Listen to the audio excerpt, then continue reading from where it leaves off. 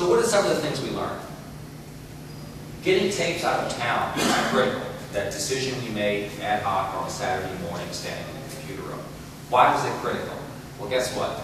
Our business partner in town was high and dry. They had no damage. Our tapes would have been fine. But they couldn't get to the facility for probably 35 days. What would we have done?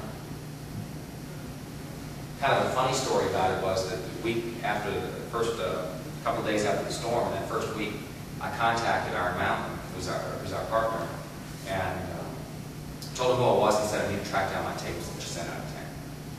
They said, who are you? They didn't know who I was, because I was talking to some national dispatch center that was totally overwhelmed. So finally I convinced him who I was, and said, well, I'm not sure we have record of those tapes. So my heart's sinking at this point, okay, they're not in New Orleans, but now I don't know where the heck they are. Well, we found them. They were in Kentucky. They just shipped them. They couldn't get a flight out of town. So the Iron Mountain folks got a truck, and everybody who had requested their tapes be moved, they loaded them in a truck and drove them. So kudos to them for doing that. I mean, they hung in there and did that. Their business model has totally changed since the storm. Everything's web-based now. Everything's online. You can track your stuff online. You know exactly what facility it is. So we found a lot of companies have had to change their operations as well. That was critical. The other thing we're very lucky with is that all of our tapes were readable. And we sent more than one copy, but they were all readable. Backup communication plans are essential. You can't imagine in this kind of a situation, or a fire, or an earthquake, or a tornado, or anything, a blizzard, anything that may knock you off the air. The thirst for information is incredible. So you have to have the ability to readily communicate with your constituents, because it'll just eat you alive trying to provide the information.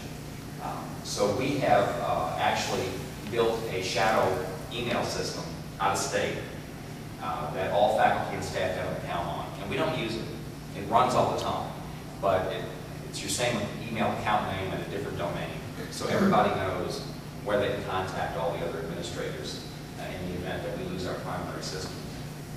Additionally, a temporary web presence is absolutely essential, because that's how, I guess, the next ring of constituents wants to communicate with you, our parents, our students. Our kids went to 400 different institutions that semester.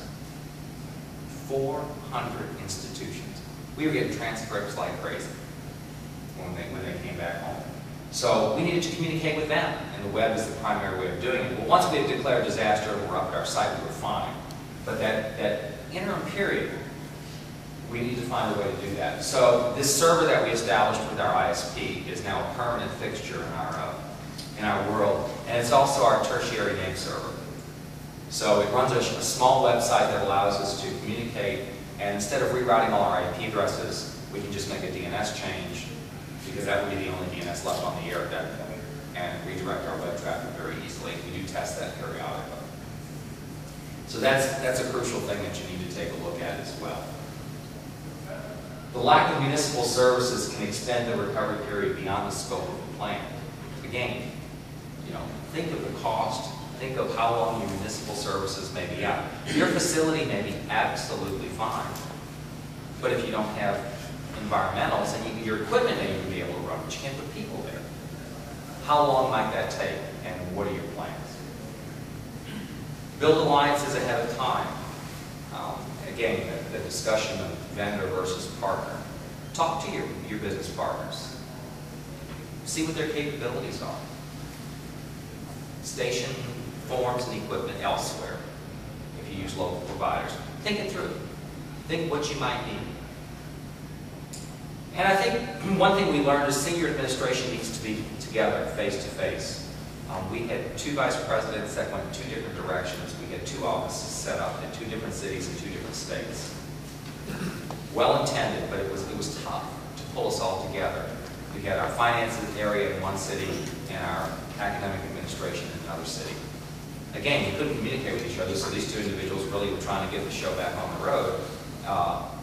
But that's tough. So we've worked hard to try to identify a location ahead of time where senior administration can go and actually manage as best they can through the crisis. So those are the key lessons that we learned throughout Katrina.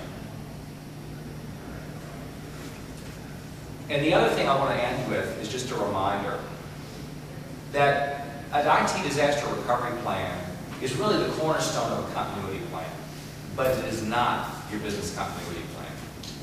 And that sometimes is a hard sell. Several years ago at Loyola, we formed a continuity planning team.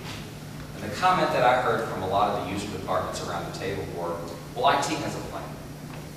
Once they get the systems up, we'll be fine. And nothing could be further from the truth. Absolutely nothing. So don't let them go through with that story. Ask folks this. Well, throughout the day, yes, you're using the central IT systems, but do you ever reach for a file? Do you ever have a phone directory? Do you have forms, binders, procedures, supplies?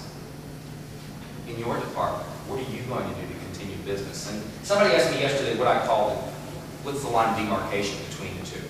To me, business continuity is how you continue your core business. For us, it's education. How do we continue to teach? IT is a component of that, but it's not the whole ball of wax. We've done some things again. We have a course management system called Blackboard that we ran on campus. We recovered it at our recovery center, but we now outsource that because we decided that continuing instruction was absolutely essential in the event that we have another evacuation. So it runs out of state, so we can continue instruction uninterrupted through our online delivery system. So you have to think of those kind of things. How do you continue your core line of business? And that's really, really important. I want to leave some time for discussion. Sometimes we run long and don't get to do that, but if you have any questions, or I'd be happy to take them. You had a whole wire mountain that had your dates and they were fine? Yeah. You said you couldn't access them? 5 miles an hour? Because they were, it was really like on a mountain. They were flooded in. We couldn't get to them. So we had shipped them out early before the storm, and we were in good shape, but they couldn't get to their facility. You buy a boat or something? Well, and part of it is that, part of it is the city was kind of on lockdown. I mean, I guess they could have probably found a way in. I know one of the other institutions in town had just moved their data center downtown, and their tapes were still down there. It took them about 10 days to get into them. It was not a good place to be. It was a hard place to be.